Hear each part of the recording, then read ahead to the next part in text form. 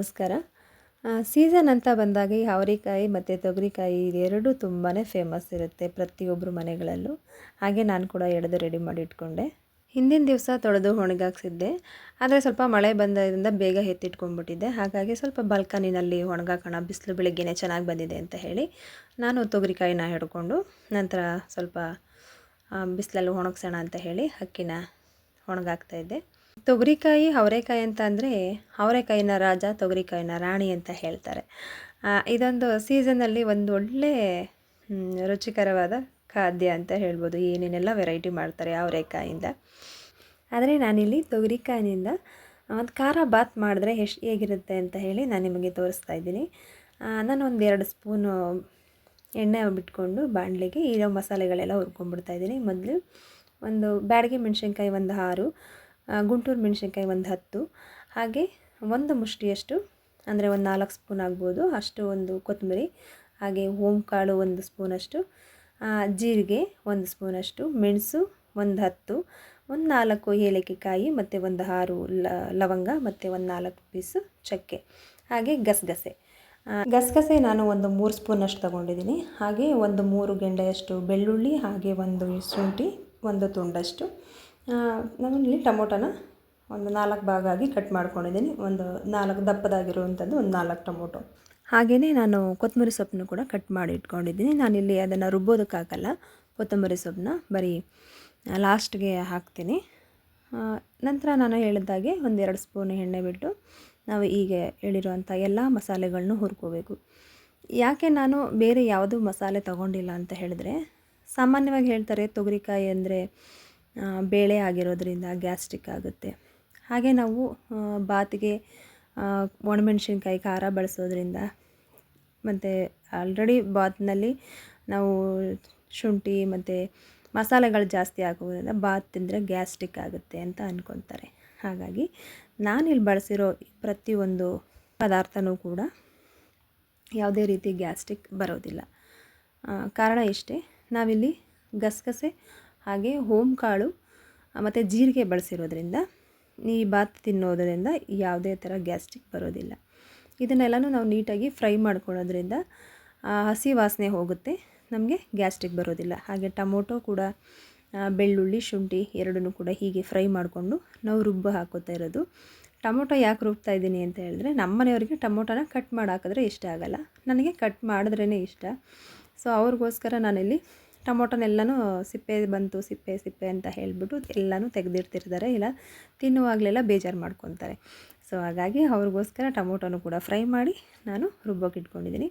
ರುಬ್ಬುವಾಗ 1 ಸ್ಪೂನಷ್ಟು ಅರಿಶಿನ ಮತ್ತು ಒಂದು ಬಟ್ಲಷ್ಟು ಅಂದರೆ 1 ಕಪ್ನಷ್ಟು ತೆಂಗಿನಕಾಯಿನ ತೊಗೊಂಡಿದ್ದೀನಿ ಇಲ್ಲಿ ರುಬ್ಬೋದಕ್ಕೆ. ಅಂದರೆ ಒಂದು ಚಿಕ್ಕದಾಗಿರುವಂಥದ್ದು ಒಂದು ಅರ್ಧ ಹೋಳಾಗಿರ್ಬೋದು ಅಷ್ಟು. ಹಾಗೆ ಕ್ಯಾರೆಟು, ಬೀನಿಸು ಮತ್ತು ಈರುಳ್ಳಿ ಕಟ್ ಮಾಡಿ ರೆಡಿ ಮಾಡ್ಕೊಂಡಿದ್ದೀನಿ. ಮುಂಚೆನೇ ತೊಗರಿಕಾಯಿನ ಹಿಡಿದಿಟ್ಕೊಂಡಿದ್ದೀನಿ. ಒಂದು ಅರ್ಧ kg ತೊಗರಿಕಾಯಿ. ಈಗ ಒಂದು ಕುಕ್ಕರ್ಗೆ ಎಣ್ಣೆ ಬಿಟ್ಟು ಬೇಕಾದರೆ ನೀವು ತುಪ್ಪನೂ ಹಾಕೋಬೋದು, ನಾನೇನು ತುಪ್ಪ ಯೂಸ್ ಮಾಡಲ್ಲ. ಹಾಗೆ ಒಂದು 4ರಿಂದ 5 ಒಂದು ಪಲಾವ್ನ ಎಲೆ ಹಾಕ್ಕೊಂಡಿದ್ದೀನಿ. ಮತ್ತು ಒಂದು 2ರಿಂದ 3 ಈರುಳ್ಳಿನ ಕಟ್ ಮಾಡಿಟ್ಕೊಂಡು, ನಾನು ರುಬ್ಬೋದಕ್ಕೆ ಹಾಕಲಿಲ್ಲ, ಬೇಕಿದ್ರೆ ನೀವು ರುಬ್ಬೋಕ್ಕೂ ಹಾಕೋಬೋದು ಈರುಳ್ಳಿನ ಫ್ರೈ ಮಾಡಿ. ಆದರೆ ನಾನು ಈರುಳ್ಳಿ ಸಿಕ್ಕಿದ್ರೆ ಚೆನ್ನಾಗಿರುತ್ತೆ ಅಂತ ಹೇಳಿ ಜಾಸ್ತಿ ಈರುಳ್ಳಿನ ನಾನು ಒಗ್ಗರಣೆಗೆ ಹಾಕಿಬಿಟ್ಟಿದ್ದೀನಿ. ತುಂಬಾ ಚೆನ್ನಾಗಿರುತ್ತೆ ಒಗ್ಗರಣೆಗೆ ಈರುಳ್ಳಿ ಜಾಸ್ತಿ ಹಾಕಿದ್ರೆ. ನಂತರ ನಾವು ಹೆಚ್ಚಿಟ್ಕೊಂಡಿರುವಂಥ ನಮ್ಮ ರಾಣಿ ತೊಗರಿಕಾಯಿನ ಇದಕ್ಕೆ ಸೇರಿಸ್ತಾ ಇದ್ದೀನಿ. ಸಾಮಾನ್ಯ ಅನ್ಕೋಬೋದು ತೊಗರಿಕಾಯಿಂದ ಬಾತ್ ಮಾಡಿದ್ರೆ ಚೆನ್ನಾಗಾಗುತ್ತಾ, ಅದು ಬೇಳೆಗೆ ಹುಳಿ ಬಿಟ್ಟು ಸಾಂಬಾರುಗಳ ಪದಾರ್ಥಗಳಿಗೆ ಚೆನ್ನಾಗಿರುತ್ತೆ ಅಂತ ಹೇಳಿ. ಇಲ್ಲ, ತುಂಬಾ ಚೆನ್ನಾಗಿರುತ್ತೆ. ನೀವು ಒಂದು ಸಲ ಟ್ರೈ ಮಾಡಿ ನೋಡಿ. ಈ ಬಾತ್ಗೋಸ್ಕರ ನನ್ನ ಮಗ ಅಂತೂ ಕಾಯ್ಕೊಂಡು ನಿಂತಿದ್ದಾನೆ. ಯಾಕೆ ಅವನಿಗೆ ಈ ಬಾತ್ ಇಷ್ಟ ಅನ್ನೋದೊಂದು ಕತೆ ಇದೆ. ಆ ಕತೆನ ನಾನು ಮುಂದೆ ಹೇಳ್ತಾ ಹೋಗ್ತೀನಿ. ಹಾಗೆ ಯಾರೆಲ್ಲ ನೀವು ಯೂಟ್ಯೂಬ್ ಚಾನಲ್ನ ನೋಡ್ತಾ ಇದ್ದೀರಾ ಅವರು ದಯವಿಟ್ಟು ಸಬ್ಸ್ಕ್ರೈಬ್ ಆಗಿ ಅಂತ ಹೇಳ್ತಾ, ಹಾಗೆ ಸಬ್ಸ್ಕ್ರೈಬ್ ಮಾಡದೆ ನೋಡದೇ ಇರೋವಂಥವ್ರು ಸಬ್ಸ್ಕ್ರೈಬ್ ಮಾಡ್ಕೊಂಡು ನೋಡಿ ಅಂತ ಹೇಳ್ತಾ, ಮತ್ತೊಬ್ಬರಿಗೆ ಶೇರ್ ಮಾಡಿ, ನಿಮಗೆ ಅಭಿಪ್ರಾಯ ಏನನ್ಸುತ್ತೆ ಅಂತ ಕಮೆಂಟ್ ಮಾಡಿ. ಹಾಗೆ ಪ್ರತಿ ಸಾರಿ ವಿಡಿಯೋ ನೋಡುವಾಗಲೆಲ್ಲ ಲೈಕ್ ಮಾಡಿ ಅಂತ ಹೇಳೋದಕ್ಕೆ ಇಷ್ಟಪಡ್ತೀನಿ. ನಂತರ ನಾವು ತರಕಾರಿನೆಲ್ಲ ಹಾಕಿ ಫ್ರೈ ಮಾಡಾದಮೇಲೆ ನಾವು ರುಬ್ಬಿರ್ಕೊಂಡಿರುವಂಥ ಮಸಾಲೆನ ಇದಕ್ಕೆ ಹಾಕಬೇಕು. ಮತ್ತು ಅಕ್ಕಿನೂ ಕೂಡ ಹಾಗೆ ತೊಳೆದಿಟ್ಕೊಂಡು ಹಾಕಬೇಕು. ನಾನಿಲ್ಲಿ 3 ಪಾವಿಗೆ ಆಗುವಂಥ ಕ್ವಾಂಟಿಟಿನಲ್ಲಿ ಮಾಡ್ತಾಯಿದ್ದೀನಿ, ಅಂದರೆ 1 kgಗೆ. ನಾವು ಯಾವ ಅಕ್ಕಿ ಬೇಕಾದರೂ ಬಳಸ್ಬೋದು, ಸಣ್ಣ ಅಕ್ಕಿನೇ ಹಾಕಬೇಕು ಅಂತ ಏನೂ ಇಲ್ಲ. ದೀಪವನ ಅಕ್ಕಿ ಕೂಡ ಇದಕ್ಕೆ ಹಾಕ್ಬೋದು, ದಪ್ಪ ಅಕ್ಕಿಲೂ ಕೂಡ ಮಾಡ್ಬೋದು, ತುಂಬಾ ರುಚಿಯಾಗಿ ಬರುತ್ತೆ. ನಾವು ಹಾಕೋ ಕ್ವಾಂಟಿಟಿನಲ್ಲಿ ಸ್ವಲ್ಪ ನೀರಿನ ವ್ಯತ್ಯಾಸನ ಗಮನದಲ್ಲಿಟ್ಕೋಬೇಕು ಅಷ್ಟೇ. ನಂತರ ನಾವು ಇದಕ್ಕೆ ರುಬ್ಬಿರೋವಂಥ ಮಸಾಲೆನೆಲ್ಲ ಹಾಕಿ ನಮಗೆ ನೀರಿಗೆ 3 ಪಾವಿಗೆ ಎಷ್ಟು ಪ್ರಮಾಣದ ನೀರು ಬೇಕು ಅಷ್ಟನ್ನು ಎತ್ಕೊಂಡು ಇದಕ್ಕೆ ಕೊತ್ತಂಬರಿ ಸೊಪ್ಪು ಹಾಗೆ ರುಚಿಗೆ ತಕ್ಕಷ್ಟು ಉಪ್ಪು ಹಾಕಿ 1 ವಿಷಲ್ ಕೂಗಿಸಿದ್ರೆ ಸಾಕು. ನನ್ನ ಮಗನಿಗೆ ಯಾಕೆ ಇಷ್ಟ ಅಂತ ಹೇಳಿದರೆ, ನಾವು ಹೀಗೆ ಒಂದು ಸಿಗಂದೂರು ಪ್ಲ್ಯಾನ್ ಮಾಡ್ತೀವಿ. ಆವಾಗ ನಾವು ಈ ರೀತಿ ಒಂದು ತೊಗರಿಕಾಯಿ ಹಾಕಿ ಬಾತ್ ಮಾಡಿಕೊಂಡು ಒಬ್ಬೊಬ್ಬರಿಗೆ ಒಂದೊಂದು ಪಾರ್ಸಲ್ ರೀತಿ ಕಟ್ಕೊಂಡು ನಾವು ಸಿಗಂದೂರ್ಗೆ ಹೋಗಿ ಅಲ್ಲಿ ಟ್ರೈನಲ್ಲಿ ನಾವು ಈ ಬಾತನ್ನ ತಿಂತೀವಿ. ಮಕ್ಕಳೆಲ್ಲ ತುಂಬ ಖುಷಿಪಟ್ಟು ತಿಂದರು. ಅದರಲ್ಲೂ ನನ್ನ ಮಗನಿಗಂತೂ ಸಿಕ್ಕಾಪಟ್ಟೆ ಇಷ್ಟ. ಆವಾಗಿಂದ ಮಮ್ಮಿ ನೀವು ಇದೇ ಬಾತ್ ಮಾಡಿ, ತೊಗರಿಕಾಯಿ ಸೀಸನ್ ಬಂದಾಗೆಲ್ಲ ಅವರೆಕಾಯಿಗಿಂತ ಅವನಿಗೆ ತೊಗರಿಕಾಯ್ದು ಈ ಬಾತೇ ಇಷ್ಟ ಆಗುತ್ತೆ. ಹಾಗೆ ನಿಜ ಹೇಳ್ತೀನಿ, ಯಾವುದೇ ರೀತಿಯಾದ ಗ್ಯಾಸ್ಟ್ರಿಕ್ಕು ಕೂಡ ಇಲ್ಲ.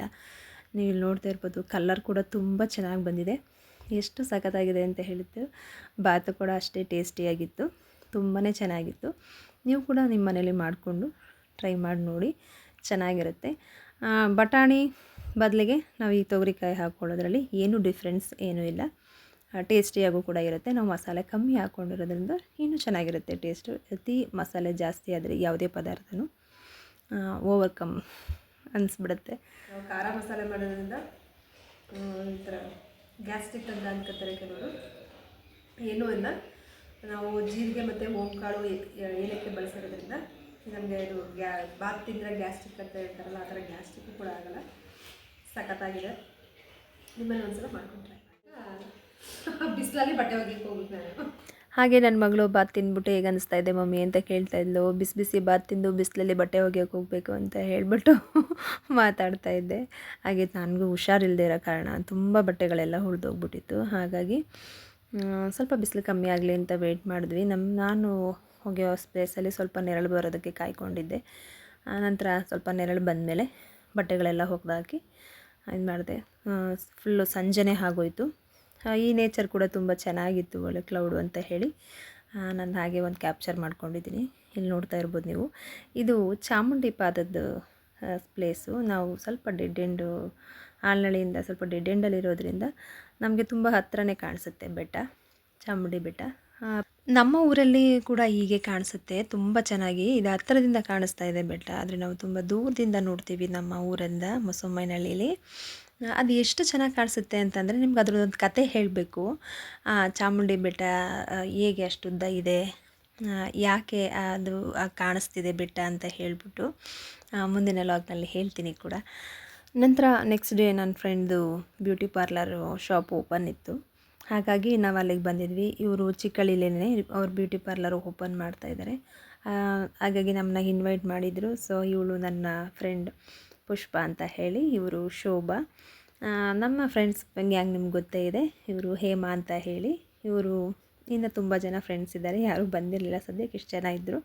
ಅವ್ರ ಜೀವನದಲ್ಲಿ ಒಂದು ಒಳ್ಳೆ ನಿರೀಕ್ಷೆ ಇಟ್ಕೊಂಡು ಅವರು ಈ ಶಾಪ್ನ ಓಪನ್ ಮಾಡ್ತಾಯಿದ್ದಾರೆ. ಸೊ ಅವ್ರಿಗೆ ಒಳ್ಳೆಯದಾಗಲಿ ಅಂತ ಹೇಳ್ತಾ ನಾನು ಹಾರೈಸ್ತೀನಿ. ಹಾಗೆ ನಾವು ಫಂಕ್ಷನ್ ಮುಗಿಸ್ಕೊಂಡು ಮನೆಗೆ ಬಂದ್ವಿ, ನಾನು ನನ್ನ ಫ್ರೆಂಡ್ ಇಬ್ಬರೂ. ಮಮತಾ ಕೂಡ ಅವರು ಬಂದು ನಿಮ್ಮನ್ನ ಪಿಕ್ ಮಾಡ್ತೀನಿ ಅಂತ ಹೇಳಿದರು. ಹಾಗಾಗಿ ಬಂದು ಅವರು ಕೂಡ ಹೋದರು. ಇವತ್ತಿನ ಲಾಗ್ ಹೀಗಿತ್ತು. Thank you for watching. ನಮಸ್ಕಾರ.